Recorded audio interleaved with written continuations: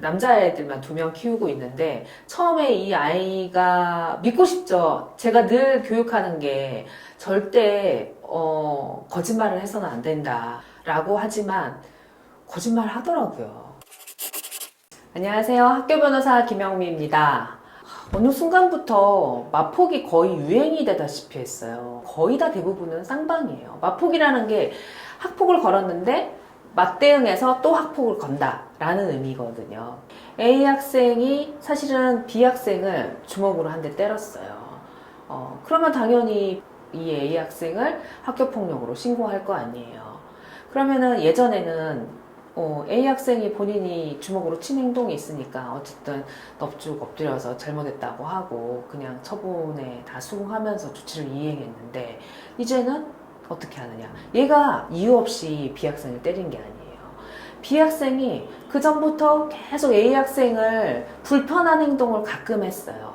거기에 대해서 이제 이 A 학생이 참다 못해서 주먹으로 한 대 때렸던 거예요. 이 A 학생도 이 B 학생의 이런 언어 폭력으로 맞신고를 하게 되는 거죠. 이게 이제 대표적인 마폭 사안입니다. 결국은 B 학생도 언어적으로 잘못된 행동을 한 게 맞잖아요. 그래서 조치를 현재로서는 둘 다 받을 수밖에 없어요. 둘 다 받는데 이제 조치의 정도 차이가 있을 수는 있겠죠. 그냥 양쪽 다 조치를 받느니 그냥 서로 사과하고 없던 것으로 하자라고 하면서 합의를 유도하는 그런 수단으로도 사용이 됩니다. 이 A 학생이 없던 일을 갑자기 만들어내가지고 B 학생을 마폭으로 건 거예요. 그럼 B 학생 입장에서는 어떻게 대응을 해야 되겠어요? 나는 진짜 100% 피해자가 맞는데 거기에 대해서 억울하지만 그 A 학생의 주장이 사실이 아니라는 것을 명확하게 확인을 시켜줘야 되는데 저는 그런 사실이 전혀 없습니다. 그리고 그때 당시에 제가 거기에 간 일도 없고 CCTV 확인해 주세요. 만약에 학교에서 발생한 일이다. 그러면 그날의 CCTV에 대해서 정보 공개 청구를 하시면 됩니다. 정보 공개 청구를 해서 열람을 하시고 복사는 안 해주세요. 기본적으로 열람을 한 다음에 그런 상황이 없었다는 걸 확인하시고 이 학생이 거짓말하고 있다는 걸 밝혀내시면 되고, 예를 들어서 그때 당시에 이 학생이 말하는 시간에 이 B 학생이 다른 학생하고 같이 있었다라고 하면은 그날 그 시간에 저는 B랑 뭘 하고 있었어요 라고 하는 진술서를 받아가지고 내는 방법이 있겠죠.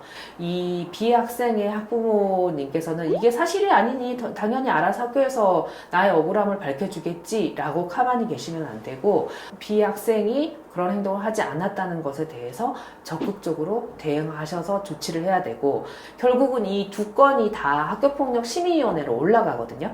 만약에 B가 정말 안 했단 말이에요. 그리고 여러 증거도 하나도 없어요. 그러면 B가 A를 가해했다라는 학폭에 대해서는 당연히 조치 없이는 나오겠죠. 그러면 A 학생 입장에서는 본인은 가해자인데 본인도 피해자라고 B를 허위 신고한 거잖아요. 그럼 A 학생은 어떻게 되겠어요?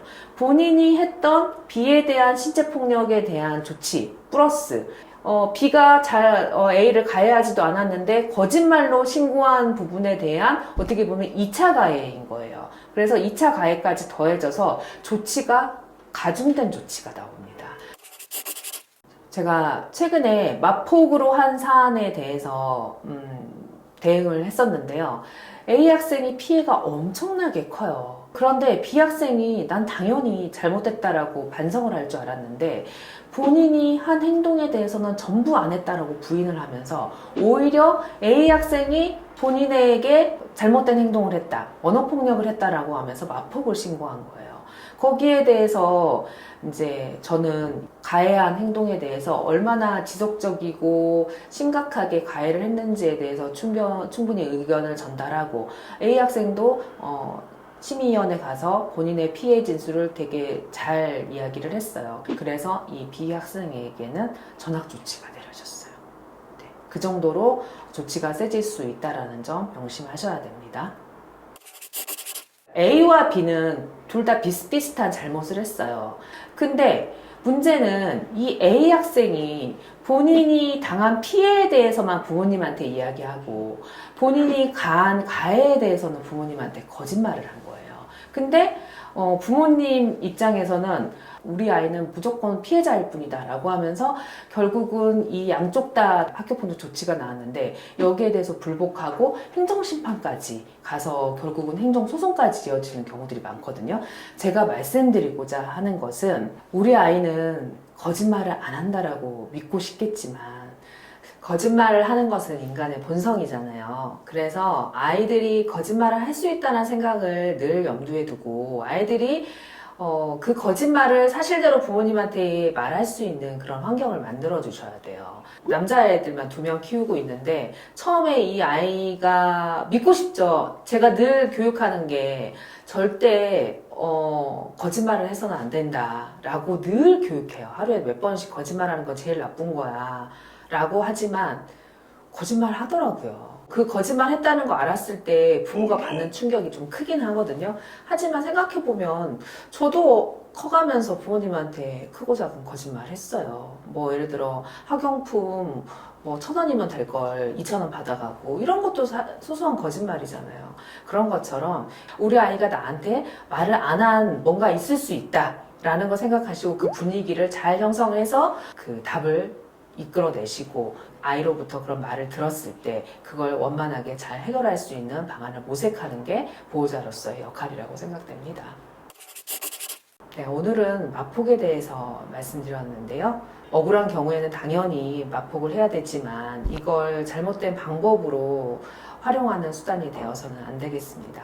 학교폭력에 대해서 궁금한 점이 있으면 학교변호사 김영미를 찾아주세요.